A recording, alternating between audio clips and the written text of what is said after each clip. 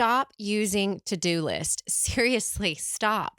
To-do list are where dreams go to die. Why? Because a to-do list tells you what to do, but it never tells you when to do it. And your day has finite time, but you get overwhelmed and you end up procrastinating because the list just keeps on growing and it's never assigned a spot in your day and relegated to where it needs to go. And if you want to operate at a high level, you need to graduate from listing to blocking. And today I'm going to show you exactly how to organize your life using a basic, simple calendar so you never have to wonder what's next again. The problem is there's this delusion of if I write everything down, I won't forget anything. And it starts to create this like huge, list of anxiety. And it can actually burden your brain and slow you down as you look at the list and it continues to grow and continues to grow. And so that is why we are moving from making a list to time blocking, because a task does not exist in your life if it does not have a time slot assigned to it. And so here is the first step. The foundation is before you schedule your work, you have to schedule your biology. Your number one non-negotiable in life is sleep. If you do not have blocked off or know mentally when it is you go to bed every night, that is number one. Number two is your morning routine. Getting the exact same things done, your body fueled the exact same way every single day is critical to your success, as is your shutdown routine. Maybe it's a 5-minute walk around the house to pick up things to reset for the next morning. Maybe it is your mornings are fast and furious and you need to have the kids' bags already packed. Maybe you need to already have your shirt ironed and all of your clothes laid out. Whatever it is that gets you prepped and ready for the morning, that is your shutdown routine.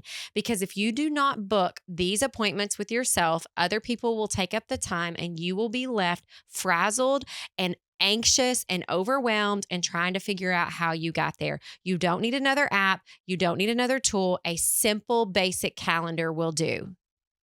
Step number 2 is theme days and deep work. So quit switching from a zillion things in one day and jumping from being creative and admin, answering calls and talking to clients to theme days like marketing Mondays or finance Fridays, or morning is for output, afternoon is for input. And so you can take your time and actually tell it what you're going to do during that time. I know, right?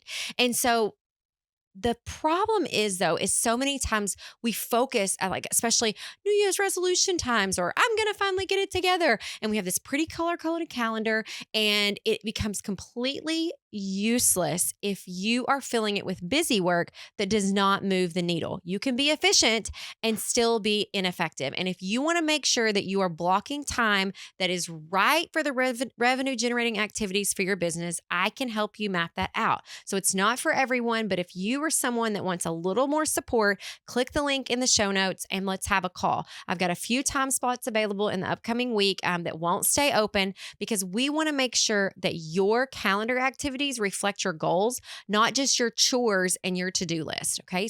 Step number 3 is the color coding basics. So you get 4 colors max and you get to decide what each color stands for. Okay. So here is a recent version of my time blocked calendar.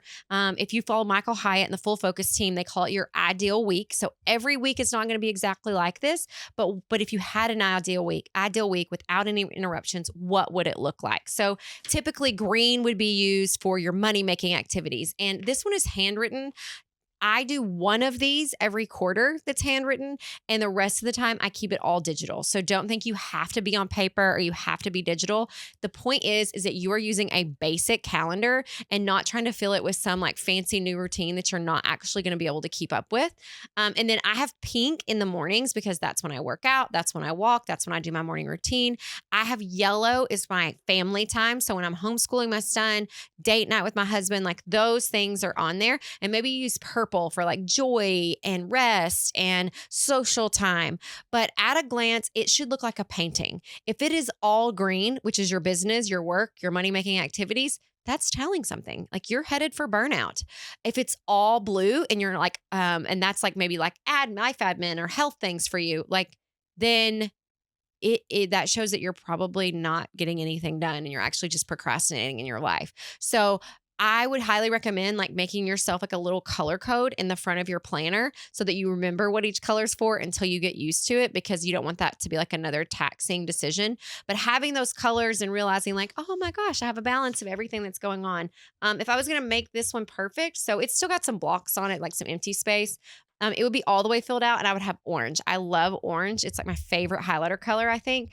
So I would put orange on here for all of my hobbies. So I sketched this one out for the upcoming year and quarter. And so there's still a little work to be done. But as you can tell, most of the days gets filled up with color. And then you can figure out what to do with like that white space in between. And that is step 4, which is your buffer zones.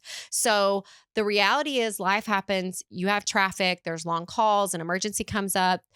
Leave 30 minutes of white space like between your major blocks, because if nothing else, you can just go take an extra walk or sit on the porch, or that is time that you could, read or check your social media. And the benefit of having that like shock absorber or that buffer zone in each day is it prevents one delay, like one like little section of chaos, from ruining your entire day, because your time is your life and we do not want to be wasting that time and wasting your life.